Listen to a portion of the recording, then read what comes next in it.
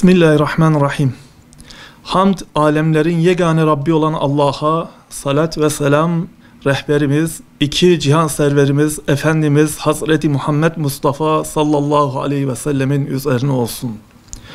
Şüphesiz Allah bazı gün ve geceleri, bazı zaman dilimlerinden üstün ve bereketli kılmıştır. Değerli ve bereketli kıldığı bu gün ve gecelerden biri de Şaban ayının 15. günüdür. Allah'ın affı ve bağışlaması ile Müslümanların günah yükünden kurtulacağı umularak bu geceye Berat Gecesi denilmiştir. Berat Gecesi'nin hem rahmet mevsimi 3 ayların içinde olması hem de Şaban ayının 15. gecesine denk gelmesi bu geceye ayrı bir mana katmıştır. Berat Gecesi günahlardan kurtuluş, bağışlanma ve mağfiret mevsiminin en güzel meyvelerindendir. Berat Gecesi hayırlı ve bereketli işlerin takdir olduğu mübarek gecelerdendir. Berat Gecesi Kur'an-ı Kerim'in semaya indirildiği, kaderimizdekilerin takdir edildiği müstesna bir zaman dilimidir.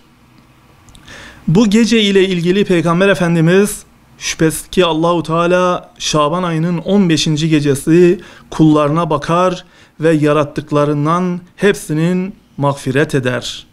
Yalnız kendisine şirk koşanı ve düşmanlık eden, kin ve husumet besleyenlere mağfiret etmez buyurarak bu geceyi ümmetinin af ve mağfiret ile geçirmesinin işaretini verir.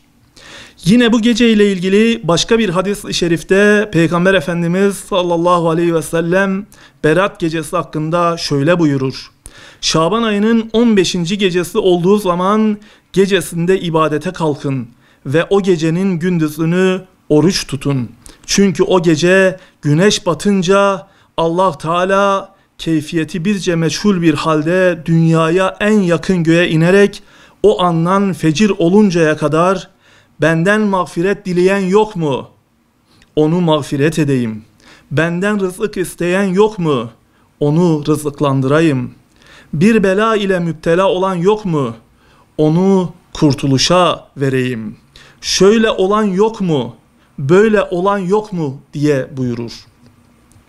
Rabbimiz bu mübarek geceyi nefsimizi kötülüklerden arınma ve temizlenme aracı kılmıştır. Muhakkak ki Müslümanlar olarak her zamankinden daha çok tövbeye, ibadete, ruhun gıdası olan zikre muhtacız. Kul olmanın gereği olarak ibadet etmeye, bedenimizin ihtiyacı kadar ruhumuzun ve kalbimizin ihtiyaçlarını da gidermek zorundayız. Rahmet mevsimi 3 ayların içinde bulunan Berat Gecesi bu görevlerin yerine getirmek için önemli bir fırsattır. Tarih bize şunu göstermiştir ki gecelerini ihya eden gece abid, gündüz ise mücahit olanlar her daim zaferler kazanmışlardır. Geceler Rabbimizle bağlarımızı kurduğumuz ve gök kapılarına en yakın olduğumuz vakitlerdir.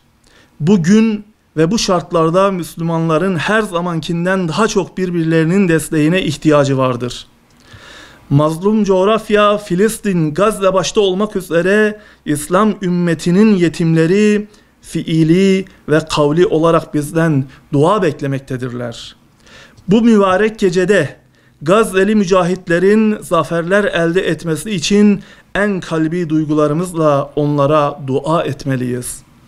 Peygamber Sevdalıları Vakfı olarak Berat gecemizi tebrik ediyor, gecemizin hayırlara vesile olmasını diliyor. Kardeşlerimizle birlikte nice bereketli ay ve gecelere ulaşmayı Rabbimizden niyaz ediyoruz.